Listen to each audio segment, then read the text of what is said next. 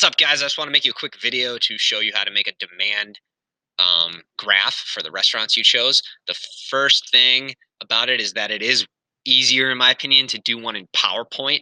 But if you're using Google Sheets, which is probably easier overall for you, then that's what you're going to do. So the first thing to do is that you're going to have to use Google Sheets for it. I haven't found a great way to edit one in Google Slides, but you can easily copy and paste it from Sheets. So you got to open something new in your drive in Sheets. And the number one thing I would tell you to do first is write down in the title, name the file, the restaurant it is. So demand for Taco Villa. Otherwise, you're going to lose track. You're going to have to go back to your demand sheets and try to figure out what you're looking at. Sorry, a little bit under the weather here.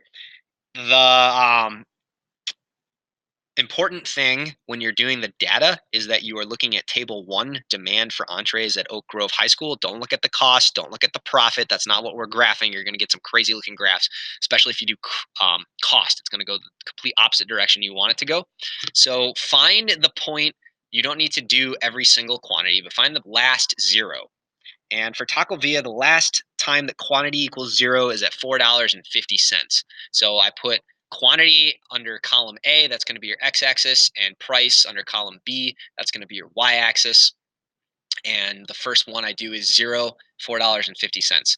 And then I just go up from there until I get to the end. So 10, 20, 35, 50, 100, 150, 200, 300. You got $4, 350, $3, 250, 2, 150, 150 cents. So that's all your data that you're going to do. Every time you do a new one, make a new sheet. That's the easiest way to do it. You could just do it all on one if you wanted to, but you're going to have to make sure you keep track of what restaurant is what. So the next thing you do is you're going to highlight all that data like that. Just hold down left click and then cover the data spread. You're going to go to insert and it's chart. It should look like this, like it's descending, but you don't want to do a bar graph. This might be helpful for your purposes, honestly, in doing a presentation. You might want, don't put it in your slideshow, but it's kind of nice to have to refer to because then you know that this is the exact price, this is the exact price and quantity. But we want to do a line graph to show our demand. So we need something that looks like this one right over here. And it should look like a relatively smooth demand curve. So again, as price goes up, quantity demanded decreases. We got movements along the curve. We are not shifting any curves, just like that. This is probably fine, price and quantity. Don't worry about having every single quantity on there. I think a range like that is just fine. So you can ballpark it. And then I'm not going to be a stickler about if you have dollar signs on your label, as long as you remember that this is measured in dollars.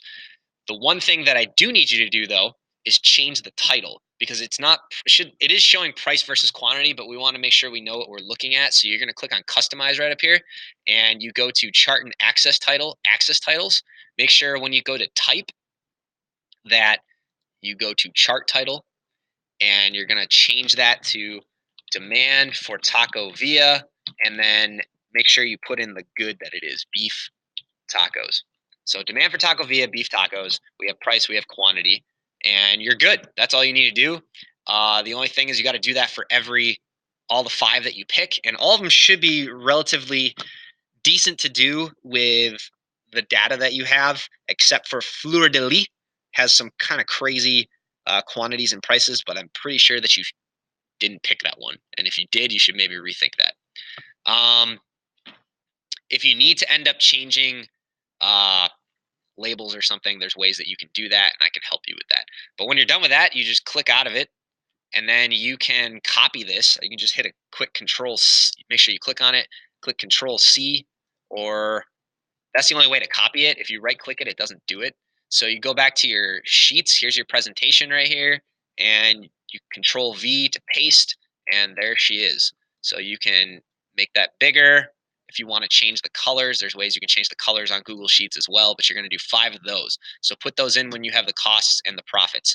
I just made this for you just in case you end up forgetting how to do it or you need a little extra help. But remember, you can always ask me because I will probably literally be in the room with you when you're doing it. All right, so happy demanding.